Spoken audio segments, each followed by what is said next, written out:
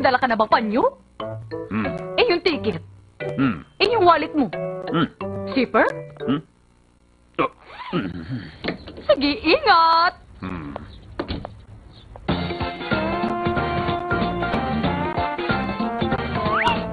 Ang paglilinis ngayong bakasyon!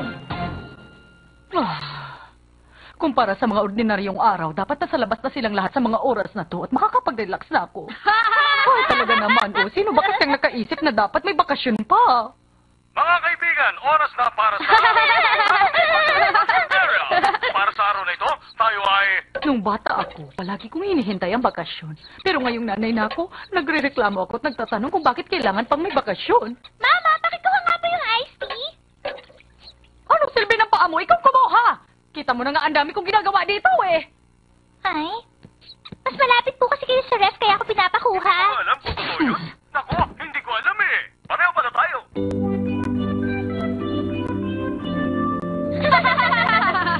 Ang aga pa lang, purong mga walang katuturan yung pinapanood nila palabas. Tama na yan. Huwag na yan ang panoorin mo.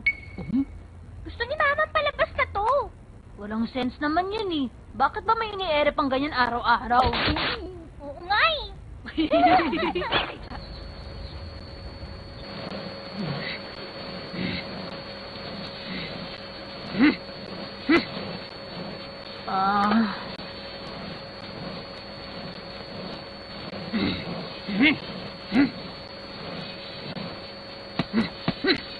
Mama naman kung kailangan tumabi ako, bakit hindi niyo na lang sabihin sa akin?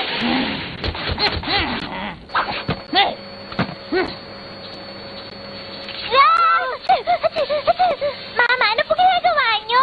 Magtatanong ka pa? Hindi mo ba nakikita abala ko sa paglilinis ng bahay? Umaga-umaga nakahilata na kayong dalawa dyan Pero Mama, bakasyon naman ganun ha? Ang swerte niyo. Lahat na lang kayo nag-i-enjoy sa bakasyon. Pati nga ang papa niyo may bakasyon. Pero sa totoo lang, ang isang housewife walang bakasyon. Alam niyo bang sa bawat araw sa loob ng isang taon, hindi ako tumitigil sa mga trabaho ko dito sa bahay? Pagising ko sa umaga, magluluto ako ng almusal at maghahanda ng baon niyo. Pagpasok niyo, maglilinis ako ng bahay at maglalaba. Tapos mamimili ng groceries at kakausapin ng mga kapitbahay. Sa gabi magpapainit ako ng tubig pampaligo, magtitiklop ng damit, magluluto ng hapunan, maghuhugas sa plato. At dahil bakasyon kayo ngayon, dapat tumulong kayo! Sige po, gagawin ko na yung mga assignment ko para sa bakasyon. Ako din po. Pagkakas sa mga kwarto niyo, buti pa maglinis na rin kayo doon! Nagmumukha ng junk shop yung kwarto niyo dahil sa dami ng kalat. Mas malinis ba tirahan ng unggoy kaysa kwarto niyo Malinis ang tirahan ng unggoy dahil may tagalinis dun. Namimiloso pa ka!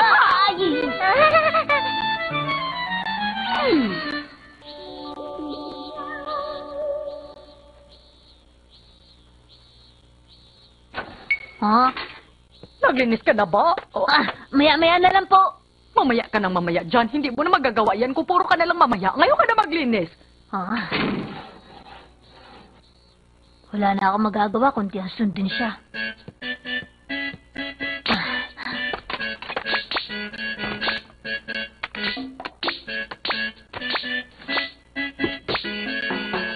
Tapos na. Nakahilera lang yung mga gamit mo para magmukha malinis yung kwarto mo. Mukha nang maayos kapag ganyan, hindi ba? Paano nagmukha maayos yan? Aba, Yoso! Ang ayos na dito, Pero, Mama... Mikan, ano pang ginagawa mo dito? Hindi mo pa rin nalilinis yung kwarto mo. Kasi po, tinitingnan ko lang po kung nandito sa kwarto ni Yuzu yung magazine ko. Bilisan mo na at hanapin mo na yun ngayon. Opo, gagawin na po. Ito pala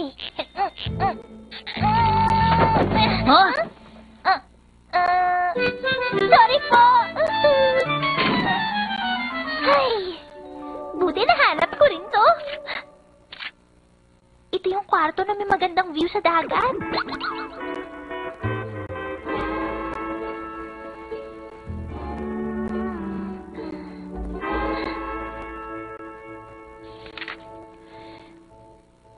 Sana ganito ang kwarto.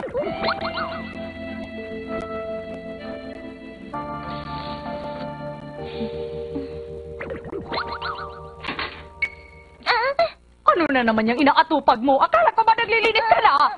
Kasi po, Mama, tumitingin lang po ako ng mga design ng kwarto dito sa magazine. Imbis na yan ang tignan mo. Tignan mo muna kung gaano kadumi itong kwarto mo.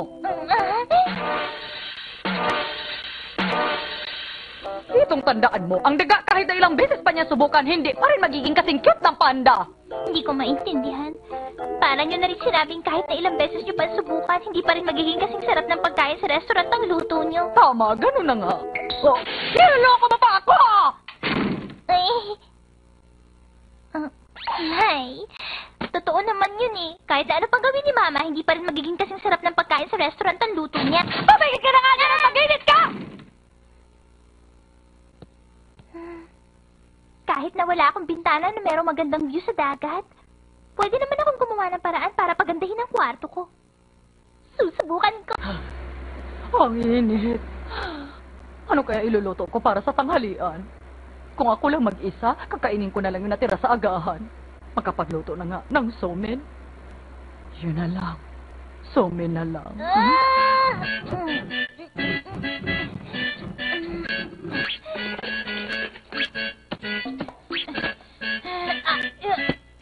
Abo, mukhang naglilinis na rin sa wakas. Hindi ba pwedeng maglinis si Mika ng kwarto ng tahimik? Okay na siguro to. Ayan, tamang-tama. Pakiramdam ko, meron akong maliit na opisina dito. Kahit na simple lang, pwede na din to. Saan nga pala ako matutulog?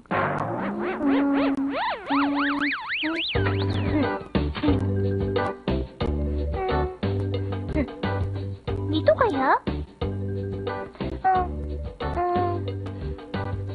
Parang may mali. Hindi pwede dito. Tapos na kaya siya maglinis?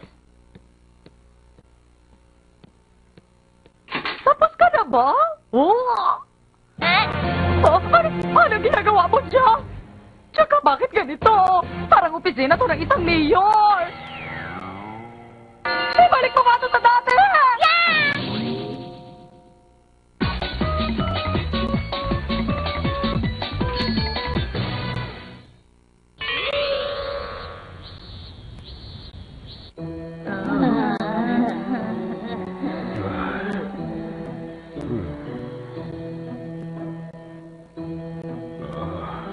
31 degrees ng temperatura. Para na kami nasa incubator sa sobrang init. Di na rin kami makagalaw. Pwede po bang buksan na natin yung aircon? Sangayin po ako. Yung aircon? Ha? Pinuksan ko na yung aircon kaninang umaga. Kung bubuksan ko pa ulit, tataas ang bill natin sa kuryente. Nagiging mas mainit po kasi ang temperatura sa hapon. Tulad na lang ngayon, kailangan na pong buksan ang aircon. Sige na po. Sangayin po ako. Ano pa bang magagawa ko?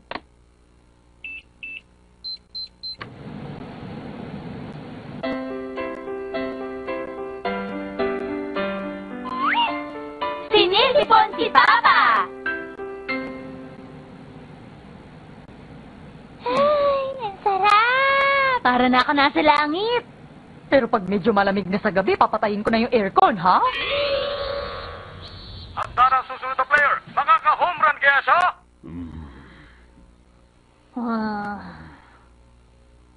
Ay, parang umiinit na po dito sa bahay.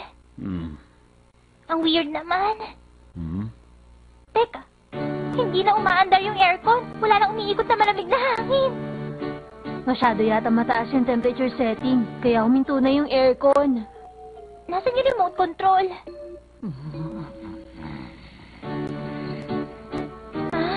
Si Mama talaga. Nilagay niya sa 28 degrees yung temperature setting. Kaya pala hindi lumaalamig eh. Sobrang kuripot niya talaga. Sige. Ha? Okay na siguro yan. Ang lamig! Buti na lang kinuha mo yung remote. Ayos. 23 degrees na ngayon. Ang sarap na pakiramdam. Kaya lang... Nga pala, kailangan ko pang mamili ng iluluto para sa hapunan. Hindi niyo ba nararamdaman na sobrang lamig na? 23 degrees? Kaya pala nanginginig na ako sa sobrang lamig eh! Pero Mama, pagka niyo po yung temperature, hihina po yung aircon. Iinit din po agad kapag ganun. Hindi pwede. Sobrang lamig na kasi ngayon. Kung sobrang lamig dito sa sala, makakasama na yun sa katawan.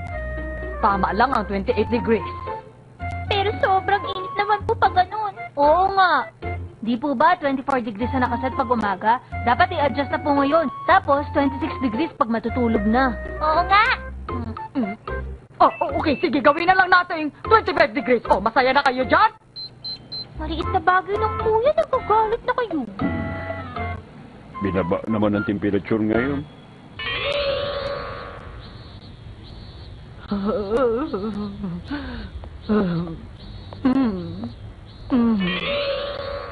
Andito na ako. Hello po, Mama! Ang init. Kaya sabi ko po sa inyo kanina pa, babaan na lang natin yung temperature setting. Sandali lang. Naglakad ako kanina sa daan sa ilalim ng sobrang init ng araw, kaya naiinitan ako ngayon. Kayo, wala naman kayong ginagawa dito sa bahay at nagpapahinga lang dyan, pero ang gusto niyo mas malamig pa. Ganyan po ba talaga kayo, Mama? Tagabantay ng aircon? Ganun na nga ginagawa niya. Lagi pa niyang hawak ang remote control.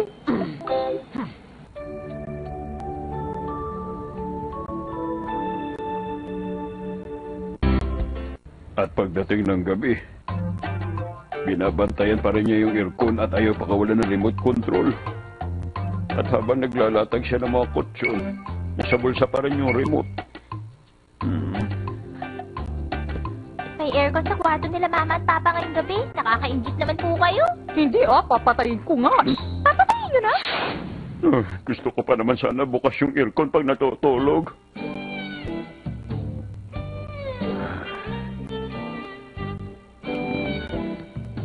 Hoy. Ay, ano ba yan? Bubuksan mo din pala. Huwag mo iparinig sa mga bata. Hindi ba ayaw mo kapag mainit, Papa? Mabuti naman at alam mo.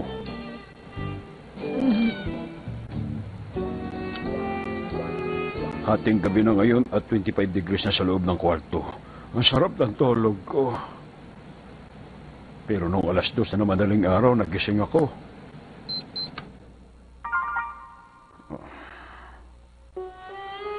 Naka-on yung sleep sheeting ng aircon at tumaas na naman yung temperatura sa kwarto. Tapos nung 5:00 na madaling araw, 29 degrees na yung temperatura sa kwarto. At pagkatapos, umandar na uli yung aircon at nagsimula na naman bumaba yung temperatura sa kwarto.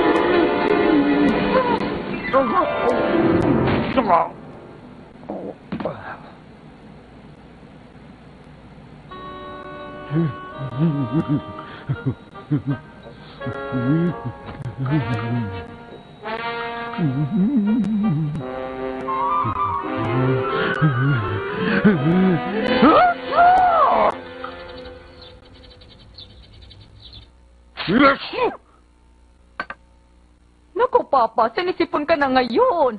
Kaya nga sabi ko, wag na mag-aircon pag natutulog eh. Isa pa, hindi ka naman madaling magkasakit dati eh.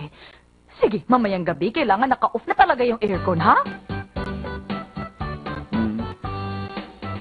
Isa pa, mas lalong nakakasama sa kalusugan mo ang paninigarilyo at ang lagi pag-inom ng beer. Maliwanag ba?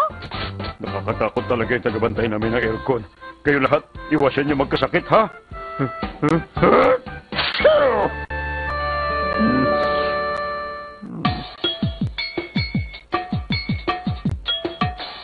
Ata, Shenchi. ang mga tao ay lagi na lang nag-aalala. Pero, kung iinom tayo ng red tea, mababawasan na agad ang tensyon at magiging kalmado na tayo. Yan ang sinabi ng 8th generation queen na si Mariana Victoria. Sino ba siya? Magandang gabi sa inyo. Ako si Madam Tachibana. May nagpadala sa atin ng postcard at ito ay ibabahagi ko sa inyo. Galing ito sa 5 taong gulang na batang babae na ang palayaw ay Ping Pan. Hello po, lagi po akong nanonood ng Atashinchi at nai-enjoy ko po ang palabas na to. Sumulat po ako para humingi ng payo dahil meron po akong problema. Meron po kaming kita-ibon na ang pangalan ay Shichan. Pero nitong mga nakarang araw, palagi po siyang inaabangan ng pusa ng kapitbahay namin. Kawawa siya pag kinain siya ng pusa. Kinain siya ng pusa. Paano ko mapoprotektahan ang alaga ko si Chichan? May maipapayo po ba kayo? Madali lang yan. Malalaman natin ang kasagutan gamit ang bulang kristal na ito.